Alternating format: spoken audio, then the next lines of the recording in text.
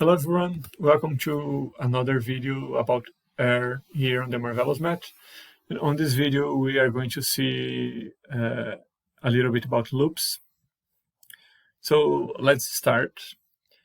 We use loops basically when we want to repeat the same task several times.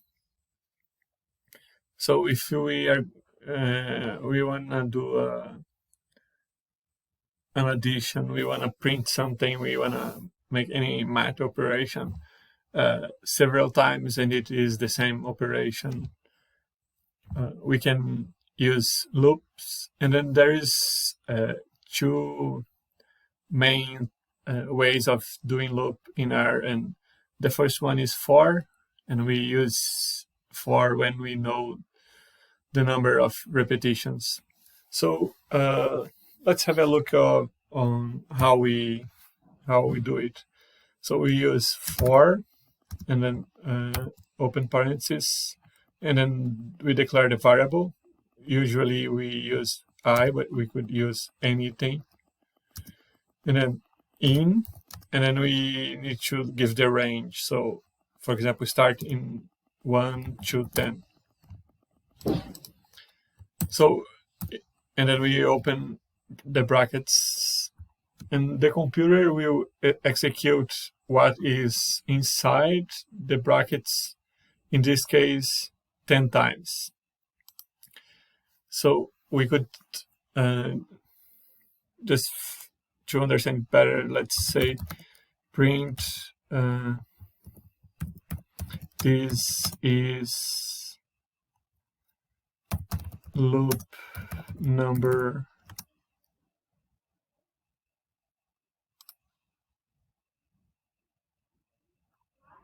and then we print I.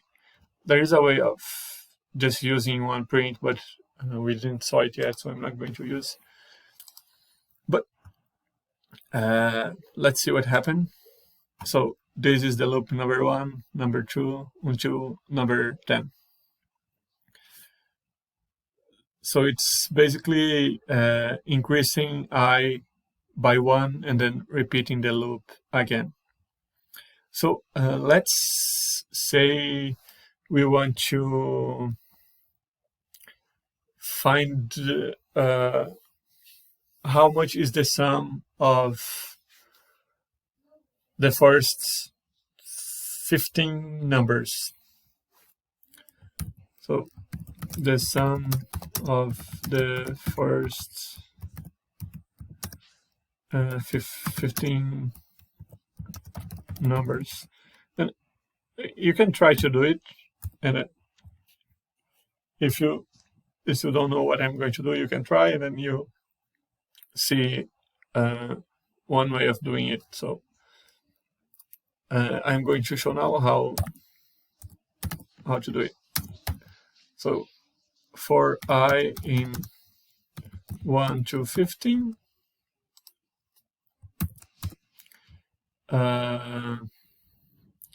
we have sum receiving sum plus I. And R doesn't show any error when we do that, but we should, it's a good practice to start the variable before. So we will set the value of sum to 0, and then we will make the loop, and then after the loop we print the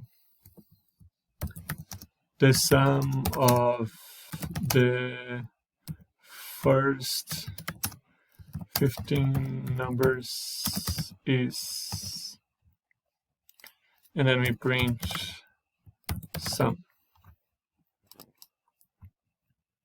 and we run all this.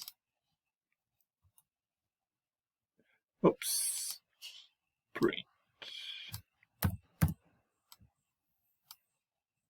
Let me clear the console, it's better to see.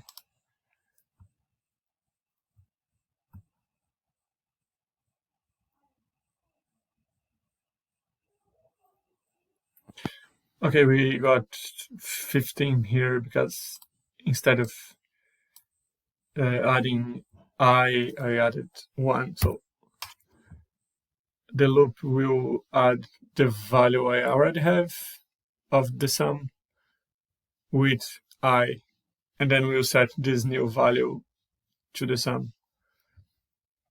So let's see what happened now. So 120. Now let's do the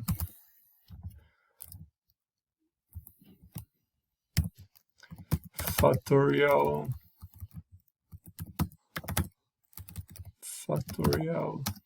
of n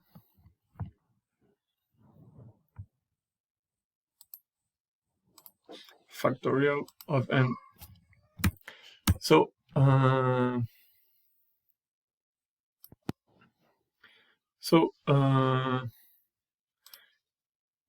if you don't remember, the factorial of a number is basically the multiplication of all the numbers that came before.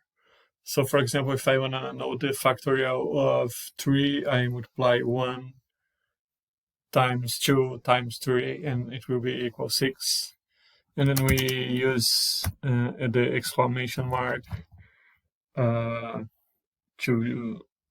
show that we are talking about factorial. But there is a special case that is the factorial of 0, and it's equal 1. So and also we can't have the factorial of negative numbers. So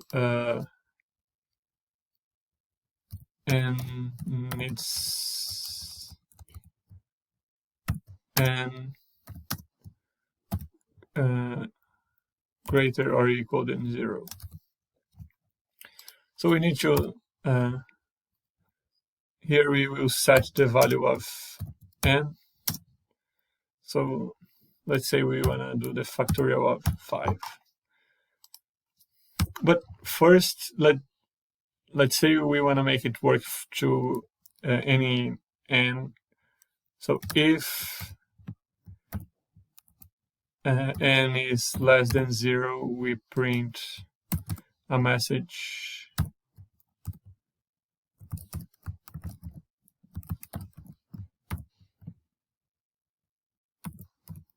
can't make the factorial of negative numbers. And then we use else. If you don't remember or if you don't know, you can see how to use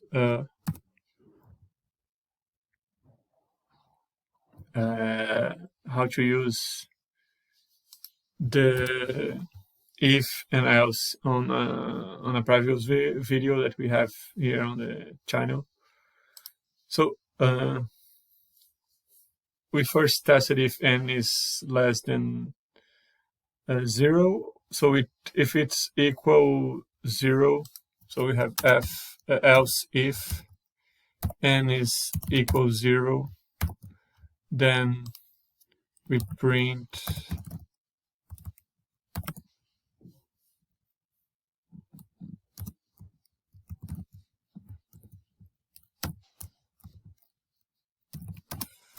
factorial equal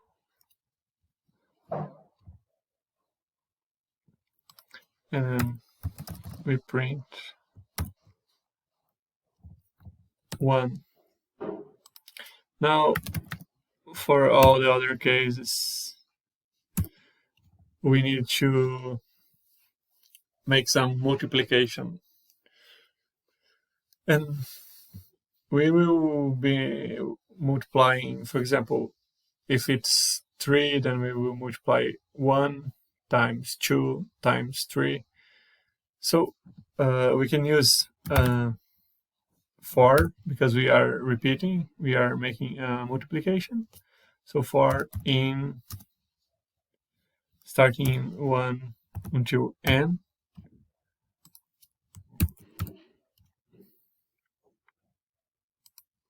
Okay, in 1 to n. And then I will create a variable called factorial,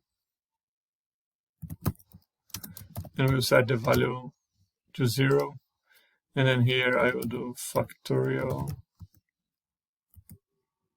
is equal factorial times I. So when I is 1, it will be okay. I need to set the value here to 1, because otherwise the multiplication will always be 0. So when I is 1, it will be 1 times 1. So the factorial will be 1. And then it will run the loop again. And then I will be 2. And then we will have factorial equal 1. And then it will multiply by 2 and will be 2. And then the third time it will multiply 2 by 3. And then it will be 6, and so on. And then in the end we print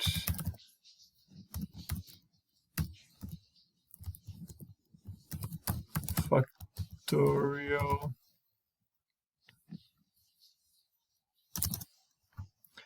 equal to, and then print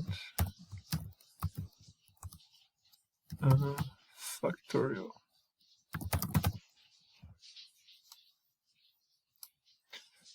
Just to see if I am spelling the variable properly. Okay. And then we run this.